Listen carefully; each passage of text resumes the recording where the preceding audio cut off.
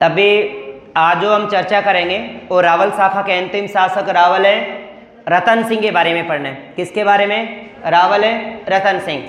इससे पहले हम रावल शाखा से पहले जैसे पढ़ा था पिछली कक्षा में सामंत सिंह, है ना, सामंत सिंह। पर सामंत सिंह से पहले पढ़ा था हमने छेम सिंह से पहले अंबा प्रसाद से पहले पढ़ा था हमने शक्ति सिंह, यानी शक्ति सिंह के बाद पढ़ा हमने अंबा प्रसाद के बाद पढ़ा रण सिंह का पुत्र है छेम सिंह का पुत्र है सामंत सिंह का बेटा फिर जैतर सिंह के बाद तेज सिंह और तेज सिंह के बाद समर सिंह तक के इतिहास को हम पढ़ चुके थे, जिसके अंदर बीच सतलज काल की भी बात हुई थी। किसकी? सतलज काल, भूताला का युद्ध की बात किए थे अब जैतर सिंह में, है ना, भूताला के युद्ध की। आज अपन एक बात मैंने आपको और भी बताई थी, याद हो तो, कि 1298 में, क्योंकि कहानी वहीं से शुरू हो गई कि 1298 ईस्वी को अलाउद्दीन खिलजी की सेना जब गुजरात अभियान के लिए जालोर से जाना चाह रही थे तो जालोर के शासक कानड़दे ने क्या कर दिया था? मना, बोले साहब मार ले, रास्ता कौन जान दे। फिर उसने मेवाड़ के रास्ते जाना उचित समझा और मेवाड़ के रास्ते जाना चाहा तो मेवाड़ के शासक समर सिंह ने उससे क्या लिया था? कर लिया था। अब उसके बाद समर सिंह के बाद उनका बेटा राजा बनता है रावल रतन सिंह। तो आज बात करेंगे अपन रावल रतन सिंह के। तो देखिएगा रावल रतन सिंह, इनका शासनकाल 1302 से लेकर 1303 रहा है, यानी 1302-3 की बाद की बात है। वैसे इतिहासकार इस संदर्भ में काफी भ्रम में है। कर्नल जेम्स रोड भी कुछ बात कह रहे हैं, मोहम्मद नैन से कुछ कह रहे हैं, मलिक मोहम्मद जियाई से कुछ कह रहा है। तो पहले अपन इसकी बेसिक सामान्य परिचय की बात करते हैं कि सामान्य किसका बेटा था, है ना। इनके पिता का नाम है समर सिंह। कौन है? समर सिंह। और इनकी जो रानी है, दो रानी है ऐसा। पहली रानी का नाम नागमती है। क्या है? नागमती। और दूसरी का नाम है पद्मिनी या फिर पद्मावती। पद्मिनी या पद्मावती, दो रानियां हैं। और ये जो पद्मिनी थी, इनके पिता का नाम है गंधर्व सेन, यानी सील द्वीप के राजा गंधर्व सेन की पुत्री है ये। किसकी? सिहल द्वीप, श्रीलंका में पड़ता है साहब। सिहल द्वीप के राजा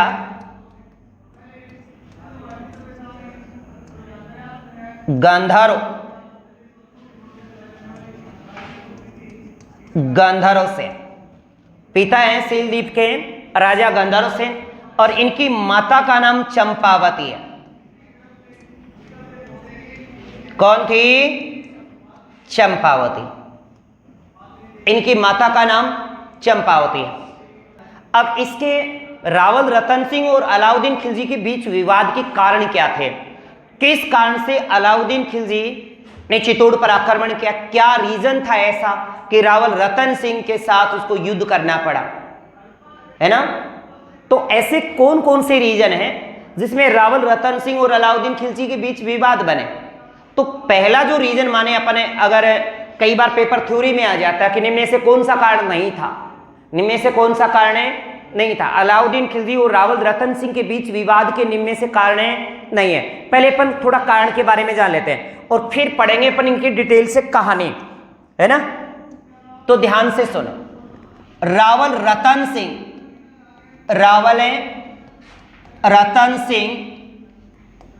व अलाउद्दीन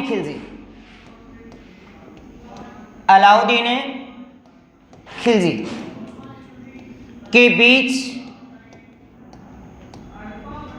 विवाद के कारण,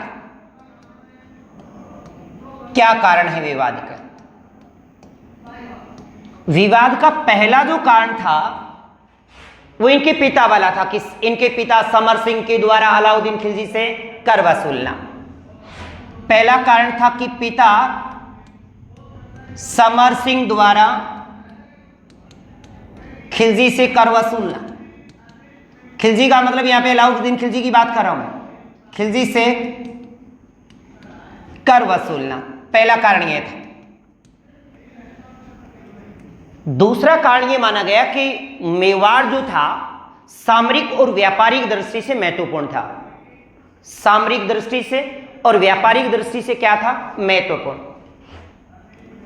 तो दूसरा कारण यह माना गया कि मेवाड़ सामरिक व व्यापारिक दृष्टि से महत्वपूर्ण, व्यापारिक दृष्टिकोण से महत्वपूर्ण, इस कारण से विवाद था।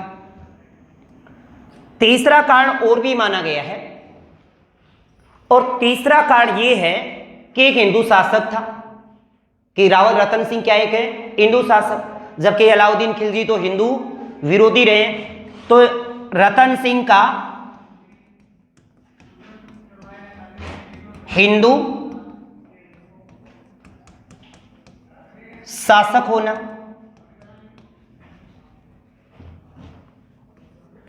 और चौथी अगर कोई कारण दें तो अलाउद्दीन खिलजी की जो नीति थी वो साम्राज्यवादी नीति थी, क्योंकि अलाउद्दीन खिलजी चाहता था कि मेरा साम्राज्य पूरे भारतवर्ष पे हो। तो अलाउद्दीन खिलजी की साम्राज्यवादी नीति, खिलजी की साम्राज्यवादी नीति, और जो इतिहासकार जो तात्कालिक जो कारण मानते हैं वह रानी पद्मिनी का रूप सौंदर्य,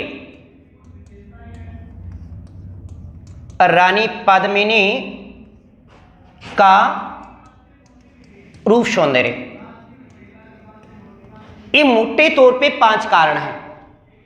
पहला तो इनके पिता समर सिंह के द्वारा जब 1298 में अलाउद्दीन खिलजी से कर वसूला गया, हो सकता है वो कारण हो। फिर दूसरी बात है कि मेवाड़ सामरिक और व्यापारिक दृष्टि का केंद्र भी था, यह भी महत्वपूर्ण बात बनती है इसके।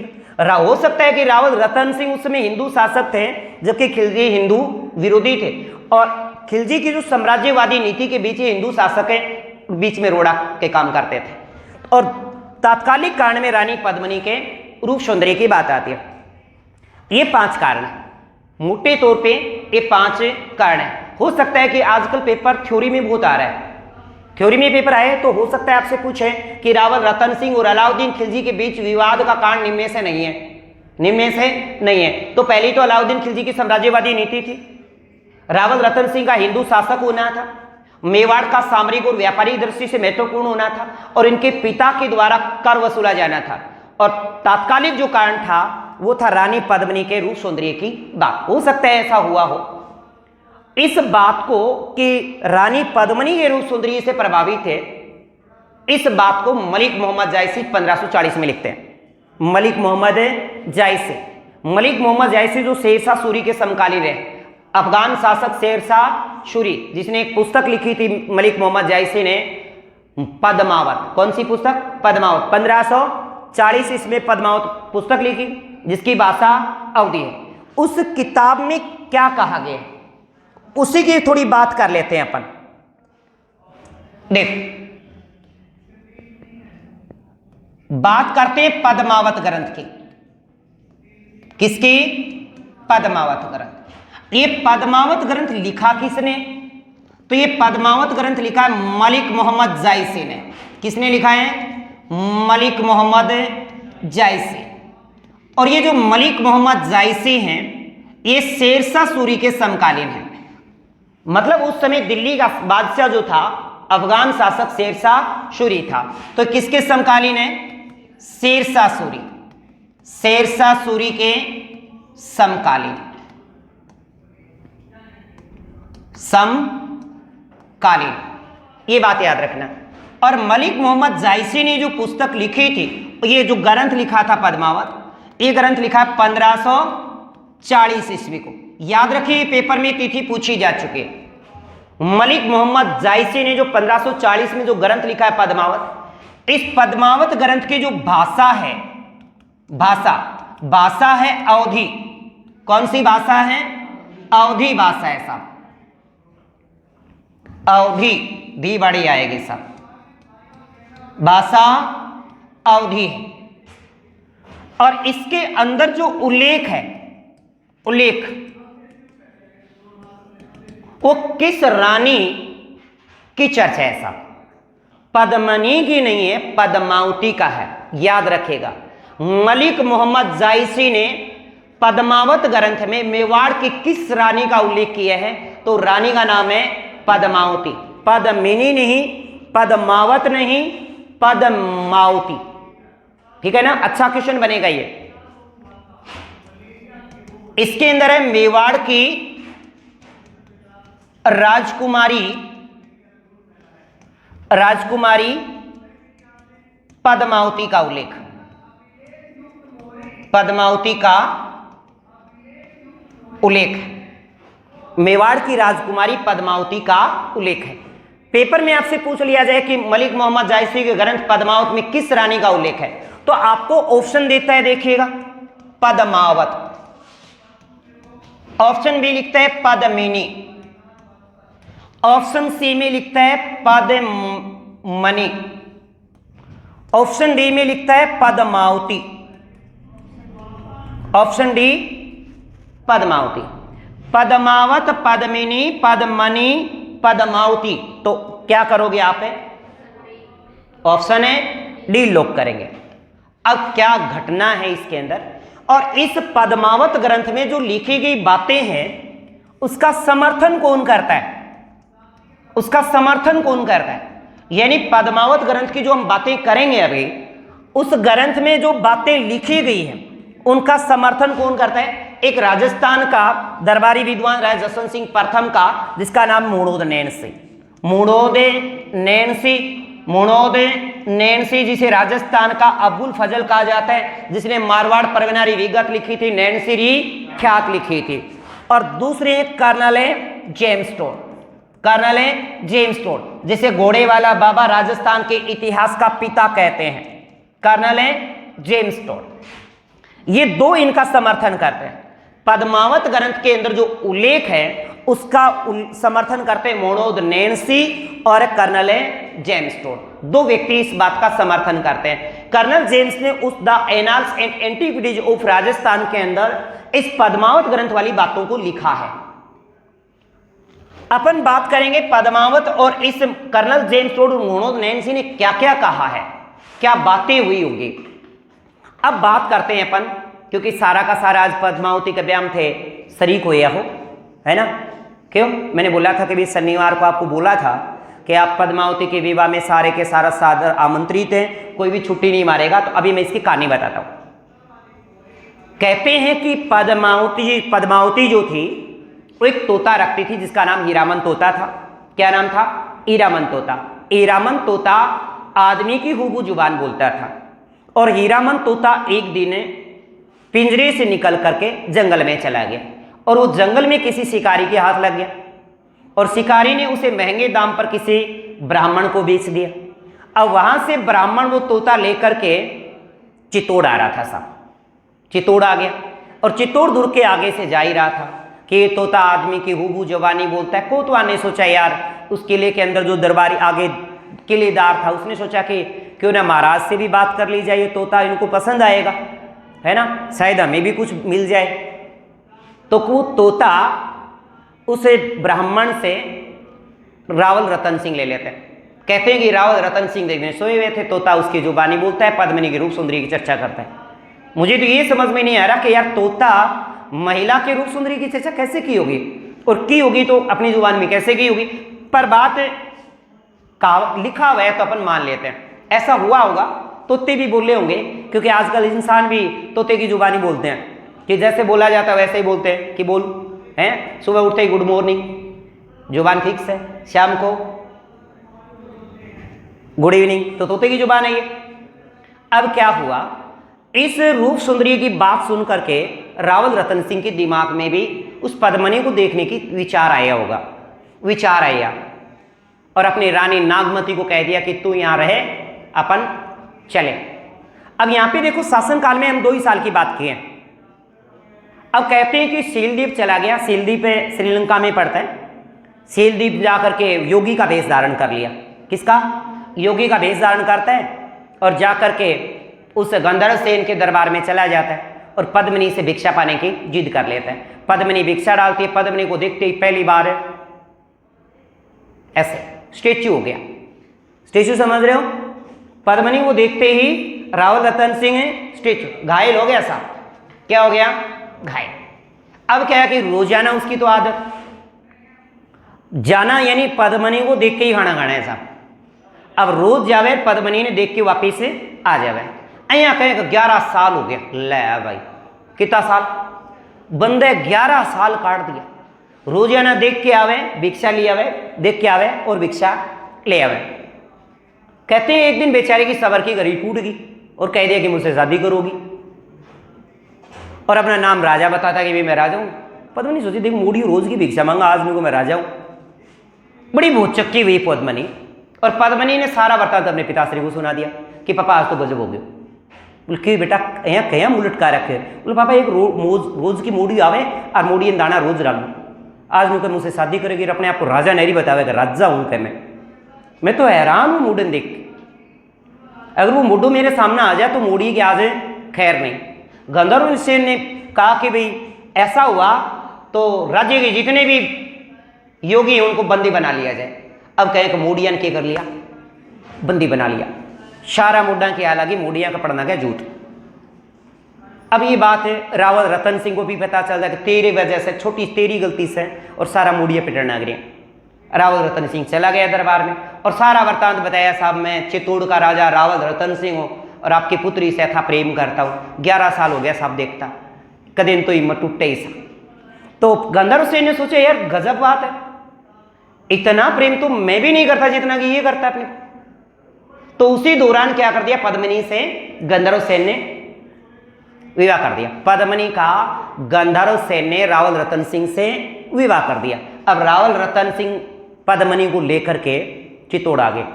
और आपने देखो राजस्थान के अंदर एक कहावत हुए है कि किसी भी वो पहले तो बू दिखना, चलो ये छोड़ियो बू दिख के आवा। आजकल तो देखो बूढ़ी लुगाया है ना, कई बार छोरा का बंदड़े का मुंह पैक कवे, छोरा तू तो डोड़ को नहीं, छोरी का कर्म फोड़ दिया। भूल्यो जाए आपने राजस्थान के इतिहास में, राजस्थान में ग्रामीण देहाती क्षेत्र में भूल्यो जाए पहले की एक शादी विवाह या कर तो यो पर्दा प्रथा में होया कर तो, क्योंकि उरे तक तो घूंघट होया कर तो बहुरानी के। आजकल तो के स्टेज पर प्रोग्राम हो किसी हुए छोरी, क्योंकि वो दिन तो चमक चांदनी दिखे साहब, क्योंकि वो काम है फाउंडेशन को, है ना, वो फाउंडेशन का मेटा पर सुनो दिखा है। आजकल ऐसा नहीं होता, पहले होता था। पहले क्या अगर कोई लड़की की शादी हो जाया करती तो शादी के बाद में गामा की लुगाया मुंह दिखाई और लेके आया करती 5-5, 10-10 रुपया, चलो ये छोड़ियो मुंह देख के आऊंगा, मुंह दिखाई गाला। तो कहते हैं मेवाड़ ले आता है, पूरे मेवाड़ का मेलू गए हम चर्चा फैल गए। रावल रतन सिंह ने एक रानी लेके आए, बड़ी सुंदर है, सारी लुगाई आंगली दब्बा मुंह में, इतनी सोहनी है, चलो मैं ही देख के आऊँ। अब बात पूरे चित्तौड़ में फैल गई, चित्तौड़ में पूरी ये चर्चा फैल गई। कहते हैं कि रावल रतन सिंह का एक विश्वासघाती दरबारी विद्वान भी रहा, जिसे सेनापति का भी दर्जा दिया था, जिसका नाम राघव चेतन था। आप का नाम पर पड़ी राघव चेतन का। राघव चेतन सोचिएगा यूं कौन सी लिया इसी की बात है पूरी की पद्मिनी में की दिक्कत विशेष। तो राघव चेतन भी योगी का भेष दोबारा धारण करें, योगी का भेष धारण कर पद्मिनी से भिक्षा लेने की जिद करता है। तो कहते हैं कि पद्मिनी यहाँ पे मेवाड़ के अंदर उसको भिक्षा से मना कर देते, और उसकी दासी आती है, दासी भिक्षा डालती है। तो उसने कहा कि नहीं मैं तो रानी साहिबा के हाथ से ही भिक्षा लेके जाऊंगा।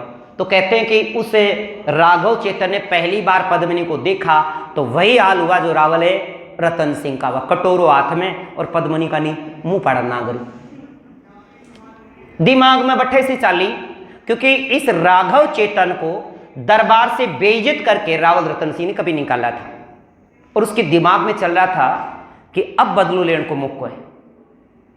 उनका दिमाग में अलाउद्दीन खिलजी आए।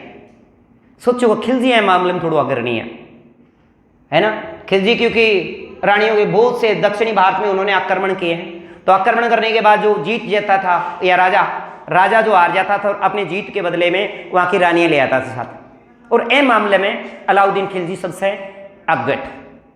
अब बात राघव चेतन में है। अब कहेगा राघव चेतन दिल्ली चलियो जावे, कि चलियो दिल्ली। अब राघव चेतन दिल्ली जाता है, और दिल्ली जाकर के दिल्ली के अंदर को अलाउद्दीन खिलजी से मिलना चाहता है। तो कहते हैं रोक दिया जाता है दरबार पे। तो कहा जाता है कि मुझे बादशाह से बात करनी है, बादशाह से मिलना है। तो कहते हैं जिद के वजह से इसको अलाउद्दीन खिलजी से मिलवा दिया जाता है। अलाउद्दीन खिलजी से जाते ही कहते हैं कि बादशाह हुकुम को सलामत, बादशाह हुकुम को सलामत। अब बादशाह हुकुम को सलाम करके बोले साहब मैं आपसे गुस्ताखी करने के क्षमा मांगता हूँ, अगर मेरे से कोई गुस्ताखी हो जाए तो आप मुझे क्षमा करें। अलाउद्दीन खिलजी था बेरू वादा तो करे कर तो तोड़ने मायर थे निभायो आज तक बंद है एक भी को नहीं। यानी इतिहास गवाह है कि अलाउद्दीन खिलजी ने जो वादा किया उसको कभी निभाया ही नहीं। अलाउद्दीन खिलजी कर बोले तू बोल के बात है इसे के लेके आयो? बोल साहब मैं मेवाड़ का हृदय की बात लेके आयो। मेवाड़ का हृदय की नाम सुनता ही अलाउद्दीन खिलजी के दिमाग में कोई न कोई तो विशेष बात होगी जो ये बात कह रहा है कि मेवाड़ का हृदय की बात लेके आयो और राजा का दिल से जुड़ी बात है साहब का। पर अगर मेरे से कोई गुस्ताखी हुए तो ए खातर क्षमा मांगो, क्षमा प्रार्थी को बागी हो। तो अलाउद्दीन खिलजी को तू कहे जिसी भी तेरे मन में ऐसी बात तो बता, कोई सी बात लेके आए तू?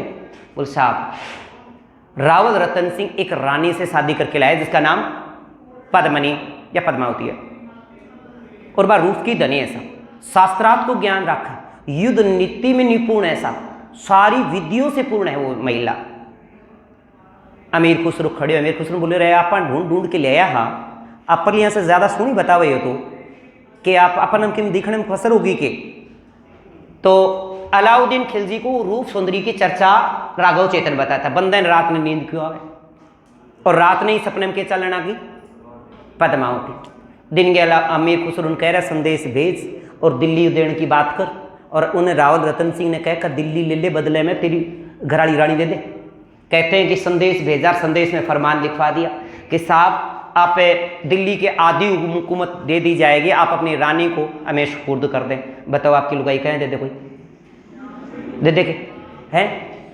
अलाउद्दीन खिलजी की छटकेड़ी तो थी। रावल रतन सिंह ने फरमान में कह दिया कि ऐसा संभव नहीं है। दूसरी बार सोचिए ये तो मानना को नहीं। दूसरी बार फिर संदेश भिजवाई यार दे ना तो यूँ कर ले तू दिखा दे माने क्या कर तेरी रानी दिखा तो दे तू बैग बैग के लिए है। दूसरी बार रावल रतन सिंह फिर मना करते हैं कि रावल रतन सिंह कहते हैं कि गैर मर्दों के साथ हिंदू महिलाएं पर्दा भी नहीं उठाती। ए बात कहते हैं सोचे सारा ही नंबर कट गया। अपा तो दो बनाया है, तीसरी कोई युक्ति ढूंढा, तीसरी युक्ति में संदेश भेजता है चलो कोई बात नहीं आमी सामी ना दिखाओ तो कोई जल प्रतिबिंब दिखा दे, जल प्रतिबिंब में उनकी फोटो दिखा दे। मैं तो साहब हूं देखने खातर मारू मन करे कबा युद्ध निपुण में नीति है, शास्त्रों को ज्ञान रखा, रूप की धनी है तो सब मारो देखने मन करे।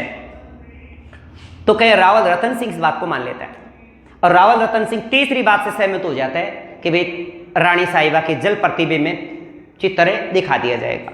अलाउद्दीन खिलजी बड़ा चतुर व्यक्ति था, उसको ये पता था कि हिंदुओं के अंदर एक रीति है कि उनके घर में कोई आएगा ना अतिथि तो पहले तो अतिथि देवो भव आदर संस्कार चलेगा और बाद में जाएगा तो उसको मुख्य द्वार तक छोड़ के आया जाएगा।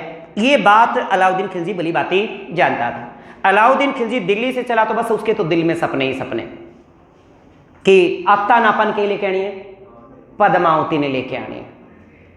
अब कहते हैं कि पद्मावती का वो रूप सौंदर्य जब बाल बनाती हुई रूप पद्मनी का जल प्रतिबिंब वो देखता है तालाब के अंदर, दिमाग में उठे खटक गई पद्मनी तो, और पद्मनी को लेने की इच्छा और ज्यादा उजागर होगी सब। अब सोचो कब तो पद्मनी ने लेके चाल से। तो कहते हैं कि रावल रतन सिंह जैसे ही चित्तौड़ दुर्ग के मुख्य प्रवेश द्वार तक उसको छोड़ने आते उसको बंदी बना लिया जाता है और अलाउद्दीन खिलजी बंदी बना करके दिल्ली ले गया और बदले में मांग करता है फिल्मी स्टाइल में पद्मनी दो और रावल रतन सिंह लो।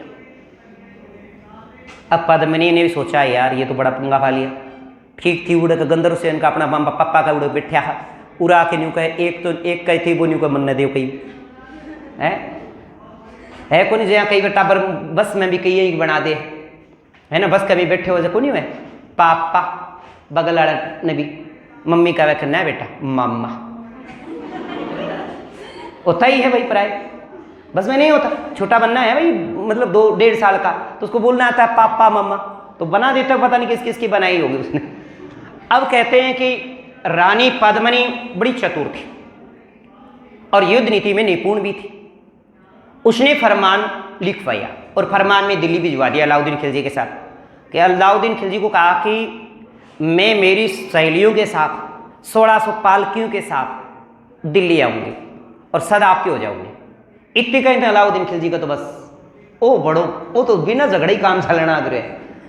पर तेज थी, कौन है? पद्मनी। पद्मनी ने क्या किया, जो राजा थे या जो सामंत थे, जो वीर योद्धा थे, 1600 वीर योद्धाओं के मुंह छूंडा करवाया बेचारा के ब्यूटी पार्लर से क्रीम कारीम लगा के उन्हें बहू बढ़ा दी, लुगाई बना के और लुगाया कपड़ा परा के 1600 पालकी तैयारी की। 1600 पालकी का मतलब एक पालकी के एक अंदर 4 उसके पीछे चलने वाले कितने हो गए? 5। 16 5 80। 8000 की सेना के साथ दिल्ली की तरफ है चल पड़ी। कौन है? पद्मनी। पद्मनी 8000 सेना के साथ दिल्ली करती कूच। अब दिल्ली पहुंचने से पहले फिर फरमान जारी करवा देती है, बोले साहब मैं एक बार रावल रतन सिंह से अकेले में मिलना चाहती हूँ और आप अपनी सारी संपूर्ण सेना हटा लीजिएगा। तो अलाउद्दीन खिलजी सोचिए कि लुगाई की जात है, 1600 लुगाई तो आवागी साथ या 8000 लुगाई आऊँगी होगी, तो लुगाया को के बट्टा है उन्होंने कौन विरोध था कि वीर योद्धा नागरे। और जैसे ही रावल रतन सिंह को वहां से छुड़वाता ही है, यानी अपनी चातुरी नीति से वहां से दिल्ली से उसको छुड़वा करके चित्तौड़ आ जाती। अलाउद्दीन खिलजी ने पतो चल लियो वह तो बागी लेगी, रतन सिंह ने तो लेगी। अब रतन सिंह का पीछा और अलाउद्दीन खिलजी की सेना आती है, परंतु इसके दो, एक भैया है, एक इनका चाचा है, गोरा और बादल। गोरा इनका चाचा, बादल इनका रिश्ते में भाई। अब उन्होंने उस सेना को रोका और वीर गति को प्राप्त हो गए। गोरा बादल युद्ध में मारे गए। अब चित्तौड़ आ जाते हैं। अब चित्तौड़ पीछे कौन आ गया? अलाउद्दीन खिलजी की सेना आ गई। अलाउद्दीन खिलजी की सेना आ जाती, चित्तौड़ पे आक्रमण होता है और चित्तौड़ पे आक्रमण होता है 25 अगस्त 1303 को। कब वो चला था? 25 और 26 तारीख को। 25-26 तारीख को युद्ध चला। 25 या फिर 26 अगस्त 1303 को चित्तौड़ की सेना और अलाउद्दीन खिलजी की सेना के सामने युद्ध होता है। ये चित्तौड़ का पहला युद्ध था, 1303 में हुआ। चित्तौड़ में 3 युद्ध हुए, एक 1303 में हुआ, एक 1535 में हुआ या 1535 में, और एक 1568 में हुआ। 3 हुए, 3 युद्ध हुए चित्तौड़ में। 1303, 1535, 1568। तो इस युद्ध में रावल रतन सिंह लड़ते लड़ते वीरगति को प्राप्त हो जाते। वीरगति को प्राप्त हुए, चित्तौड़ युद्ध की बात बता रहा हूं। चित्तौड़ युद्ध में रावल रतन सिंह वीरगति को प्राप्त हो गए और पद्मनी अपने सतीत्व और पतित्व धर्म को बचाने हेतु सो दिए।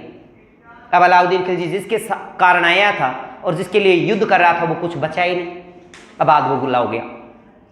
स्वाभाविक ही था भाई, अलाउद्दीन खिलजी आक्रमण किसके लिए कर रहा था इसमें, इस घटना में? पद्मनी के लिए। और पद्मनी है नहीं, आग बबूला होएगा इंसान। अब अलाउद्दीन खिलजी आग बबूला होकर के कत्लेआम का आदेश कर देता है। कहते 30,000 लोग मारे गए। कितने? 30,000 लोगों को उस समय मार दिया गया। यानी हाँ का कुछ नहीं, सिर्फ मौत की घंटी गुजरी थी वहां उस समय।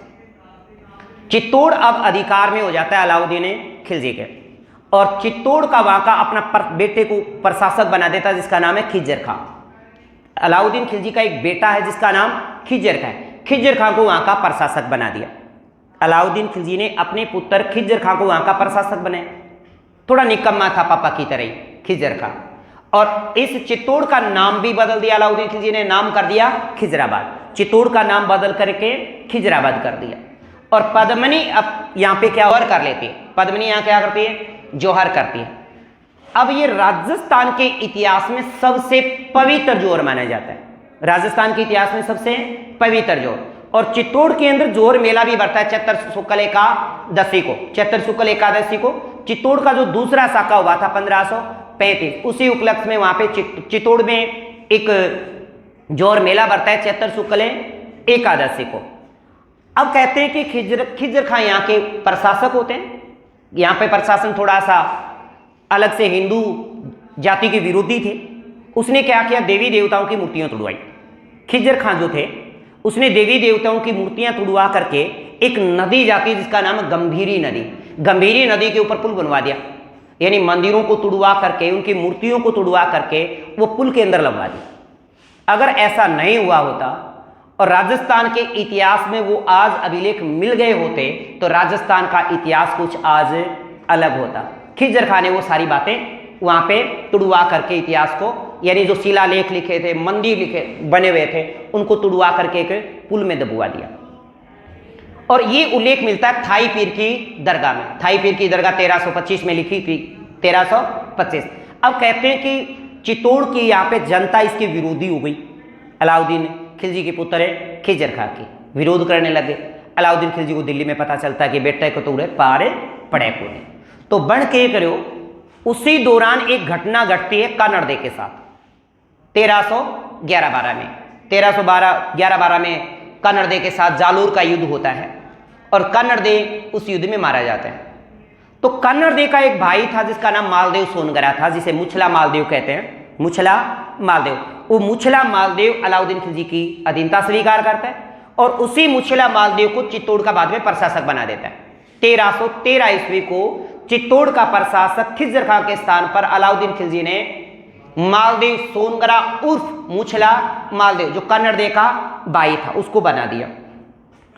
इसके बाद जब मालदेव सोनगरा की मृत्यु हो जाती है, मुछला मालदेव की मृत्यु हो जाती है, तो उनके बाद वहां पे उनका बेटा प्रशासक बना, उसका नाम था बनवीर। क्या नाम था?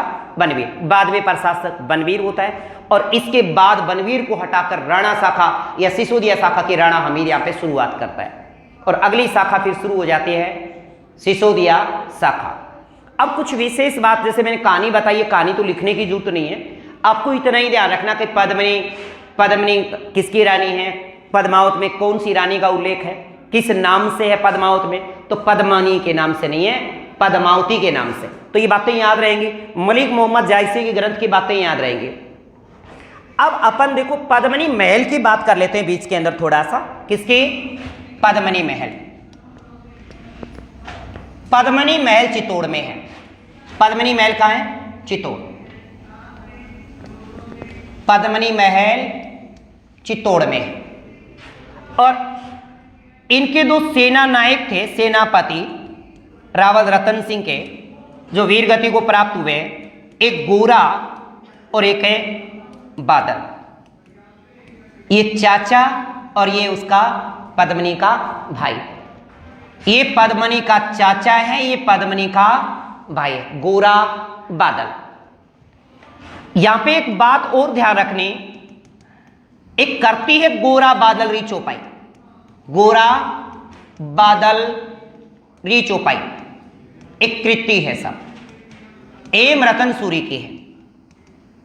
खेम रतन सूरी, हेम रतन सूरी ने कौन सी करती लिखी? गोरा बादल री चौपाई। या गोरा बादल चौपाई किसने लिखी है? तो हेम रतन सूरी ने लिखा।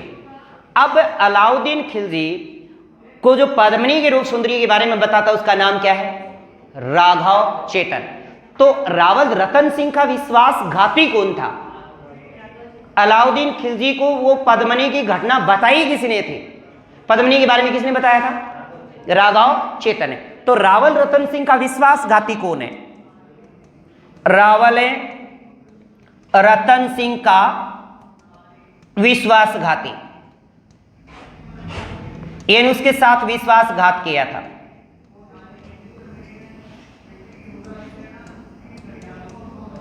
वो है राघव चेतन।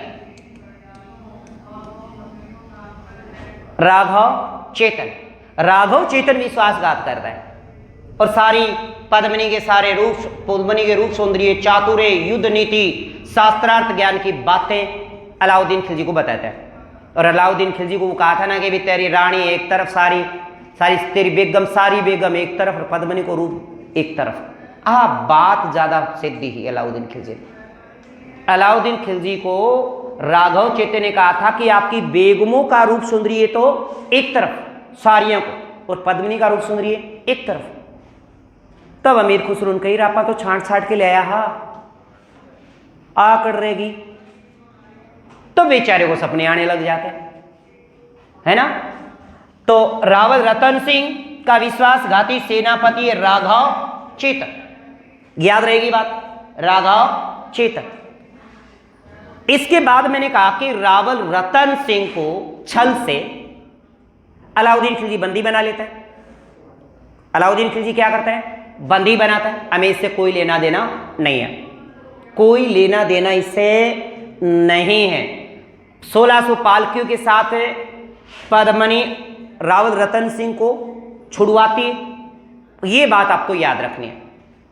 और उसका नेतृत्व कौन कर रहे थे? गोरा और बादल ही कर रहे थे।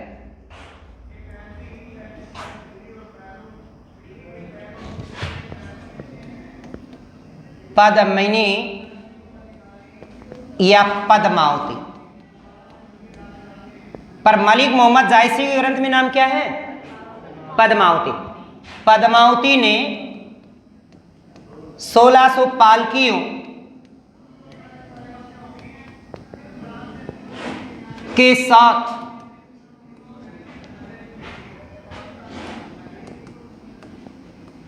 बंदी रावल रतन सिंह को मुक्त करवाया। और इसका कारण हुआ चित्तौड़ का युद्ध। चित्तौड़ का युद्ध। और चित्तौड़ का युद्ध कब होता है? कब हुआ था बताओ? 25-26 अगस्त 1303 की घटना है। 25 या फिर 25 से 26, 2 दिन की बात है। 25-26 अगस्त 1303। किस किस के बीच युद्ध था ये? अलाउद्दीन खिलजी। अलाउद्दीन खिलजी और रावल रतन सिंह। रावल रतन सिंह लड़ते लड़ते वीर गति को प्राप्त हो जाते हैं। इसको कहते हैं कि राजा लड़ता लड़ता अगर मारा जाए उसको कहते हैं केसरिया धारण करना। और रानी अपने पतित्व सतीत्व धर्म को रक्षार्थ हेतु अपने प्राणों को त्याग दे, इसे कहते हैं जौहर। जौहर और केसरिया मिलकर कहलाता है साका। क्या कहलाता है? साका। यानी रानी अपने पतित्व अस्तित्व धर्म की रक्षार्थ हेतु अपने आप का आत्मदाह कर ले, कैसे भी करे। और राजा लड़ते लड़ते वीर गति को प्राप्त हो। राजा लड़ते लड़ते वीर गति को प्राप्त होता है, इसको कहते हैं केसरिया। रानी अपने पतित्व सतीत्व धर्म को रक्षार्थ हेतु अपना आत्मदाह करती है, उसको कहते हैं जौहर। और जौहर और केसरिया मिलकर सम्मिलित रूप होता है साका। ये चित्तौड़ का पहला साका हुआ। तो यहां पे इसने क्या किया साहब? केसरिया धारण किया। क्या किया? केसरिया धारण किया, मतलब लड़ता लड़ता वीर गति को प्राप्त हुआ। और रावल रतन सिंह की जो रानी थी पद्मावती, पद्मावती यहां पे क्या करती है? जौहर करती है। पद्मावती ने क्या कर लिया था? जौहर। और ये राजस्थान का सबसे पवित्र जौहर माना जाता है। राजस्थान का सबसे पवित्र जौहर किसके नेतृत्व में हुआ है? तो रानी पद्मावती के नेतृत्व में हुआ। कब हुआ है? तो 1303 में। फिर चित्तौड़ का पहला साका, चित्तौड़ का पहला साका 1303 ईस्वी को होता है। अब अलाउद्दीन खिलजी और रावल रतन सिंह के बीच जो युद्ध हुआ, इस युद्ध का आंखों देखा हाल अमीर खुसरो प्रस्तुत करता है। और अमीर खुसरो ने एक पुस्तक लिखी थी, तारीख ए इलाही खंजाइन उल फुतू। पुस्तक का नाम क्या बताया? तारीख ए इलाही खंजाइन उल फुतू। तो युद्ध का आंखों देखा हाल प्रस्तुत किसने किया? रावल रतन सिंह और अलाउद्दीन खिलजी के बीच जो युद्ध होता है, इस युद्ध की कमेंट्री कौन करता है? ऐसा कमेंट्री समझ रहे हो? हाँ, आंखों देखा वृत्तांत कौन बताता है? तो उस व्यक्ति का नाम है अमीर खुसरो। तोताए हिंद किसको कहा जाता है? अमीर खुसरो। किसका दरबारी है? अलाउद्दीन खिलजी का।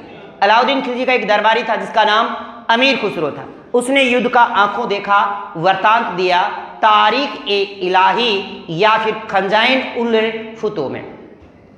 अब बात करते हैं उसी बात को जो अभी बताई मैंने।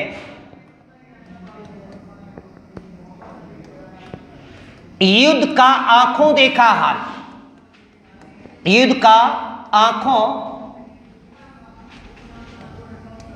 देखा हाल प्रस्तुत किया, प्रस्तुत किया किसने? अमीर खुसरो ने, अमीर खुसरो। किसमें? खंजाइन उल फुतू या फिर तारीख ए इलाही,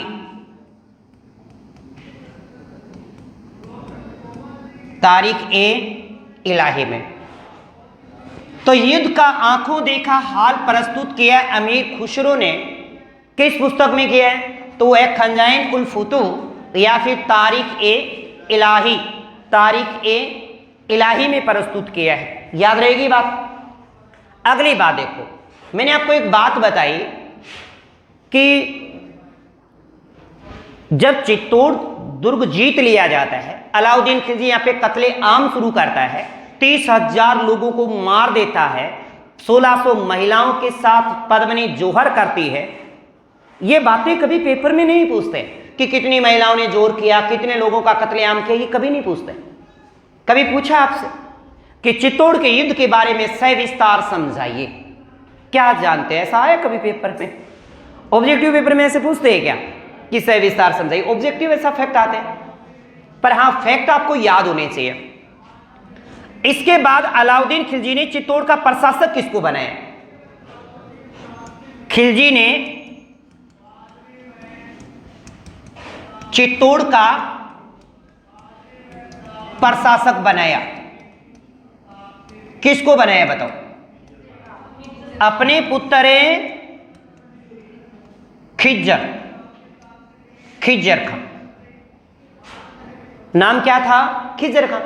ये उल्लेख कहां मिलता है कि इसका प्रशासक, चित्तौड़ का प्रशासक खिज्जर खां था? वो था थाई पीर की दरगाह। उल्लेख मिलता है, ये उल्लेख क्या बताया था मैंने? थाई पीर की दरगाह। साथ ही साथ मैंने ये कहा कि खिज्जर खां ने जो चित्तौड़ के अंदर देवी देवताओं के मंदिर थे, वहां पे अभिलेख लिखे हुए थे, उनको तुड़वा करके गंभीरी नदी पर एक पुल में लगवा दिए, पुल के अंदर दबवा दिए सब। अगर वो इतिहास के आज भी अभिलेख साक्ष्य होते तो राजस्थान का, मेवाड़ का इतिहास कुछ अलग होता, क्योंकि आधे साक्ष्य तो सबूत किसने मिटा दिए? खिज्जर खां ने। फिर आया अलाउद्दीन खिलजी के आगे चल के मुगल काल में बात करेंगे औरंगजेब की, आधे उसने मिटा दिया। यही हुआ है राजस्थान के इतिहास के साथ। अन्यथा सतलज काल की बात करें, खिलजी वंश की बात करें तो अलग इतिहास होता राजपूताने का आज। और इसमें एक बात मैंने बताई कि खिज्जर खां ने वहां के देवी देवताओं की मूर्तियों तुड़वा करके गंभीरी नदी के ऊपर पुल के अंदर लगवा दी। इससे चित्तौड़ की जनता परेशान थी। चित्तौड़ की जनता के धार्मिक आघात पहुंचाया। भाई उनके धर्म को क्या पहुंचाया? ठेस। इसलिए खिज्जर खां का क्या करने लग गए? विरोध। खिज्जर खां का क्या हुआ? विरोध। अलाउद्दीन खिलजी ने फिर खिज्जर खां के स्थान पर प्रशासक बना दिया कन्नड़ देव के छोटे भाई मालदेव सोनगरा उर्फ मुछला मालदेव। मुछला मालदेव का मतलब मुछ रखता था, बड़ी बड़ी सा। क्या रखता था? मुछ। और मुछा कभी वो दान दिखा करता आज तक ही। मुछला मालदेव पूरा मुच्छों से ढका हुआ था उसका। अब एक बात और लिखते हैं अपन। खिलजी ने चित्तौड़ का नाम बदलकर क्या कर दिया? खिलजी ने चित्तौड़ का नाम बदलकर क्या कर दिया? खिजराबाद कर दिया साहब।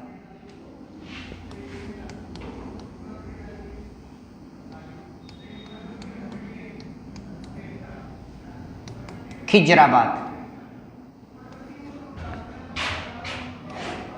कर दिया। एक बात आपको ये याद रखनी, इसके बाद हम जो बात पढ़े थे कि खिज्जर खां के स्थान पर खिलजी ने, खिलजी मतलब अलाउद्दीन खिलजी की बात कर रहा हूं। खिलजी ने मालदेव सोनगरा, मालदेव सोनगरा उर्फ मुछला मालदेव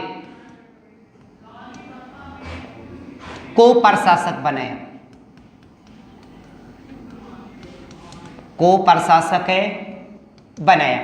मैंने आपको एक बात बताई कि जो मालदेव सोनगरा है ये कन्नड़ देव के भाई हैं, और जब जालोर का युद्ध होता है 1311-12 में, तो जालोर किसके अधीन हो जाता है? अलाउद्दीन खिलजी के।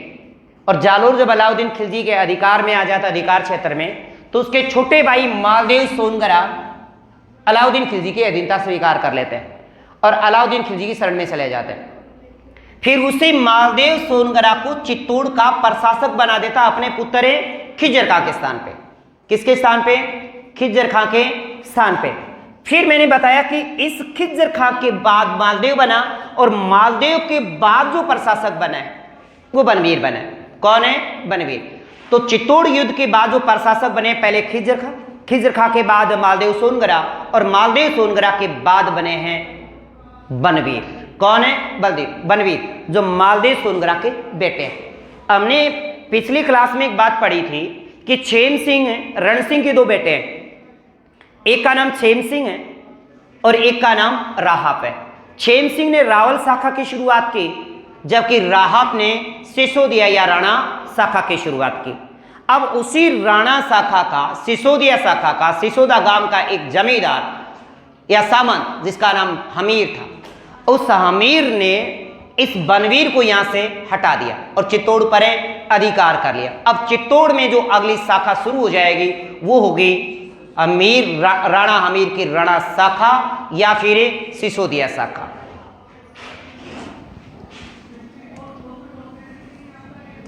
एक बात और लिख देते हैं, मालदेव सोनगरा के बाद चित्तौड़ का प्रशासक उनका पुत्र बनवीर बना। कौन बनता है? बनवीर।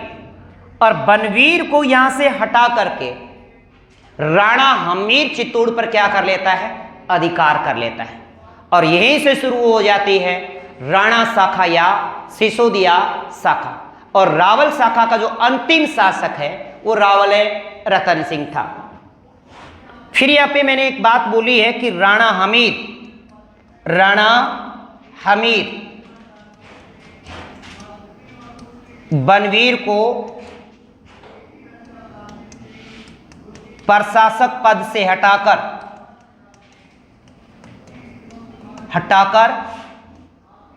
चित्तौड़ पर अधिकार कर लेते हैं। चित्तौड़ पर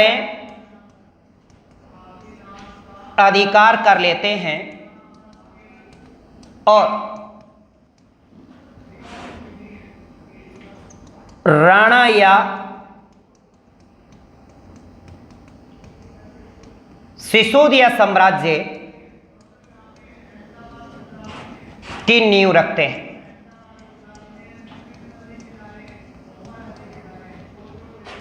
मैंने आपको एक बात बताई थी कि राणा या सिसोदिया शाखा के जो प्रवर्तक हैं वो राहप है। कौन है? राहप, क्योंकि राहप का ही वंशज है राणा हमीर। इसके बाद जो अगली बात आती है कि रावल शाखा का प्रथम व्यक्ति कौन था, रावल शाखा का संस्थापक कौन है, तो है छेम सिंह। और रावल शाखा का अंतिम शासक है रावल रतन सिंह। अंतिम शासक कौन है? रावल रतन सिंह। अब बात एक और लिखते हैं, फिर मैं सारी वृत्तांत आपको दोबारा बताता हूं। रावल शाखा का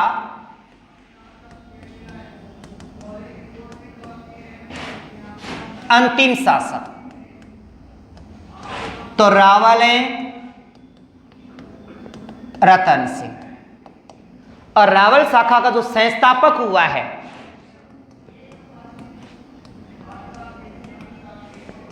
रावल शाखा का संस्थापक हुए में छेम सिंह। कौन थे? छेम सिंह। बात समझ में आई या नहीं आई? अब जो हम पढ़े हैं इसको थोड़ा सा वापस से रिवाइज करते हैं, ठीक है? एक बार जो पढ़े ना इस पूरे को क्या कर लेते हैं पर रिवाइज।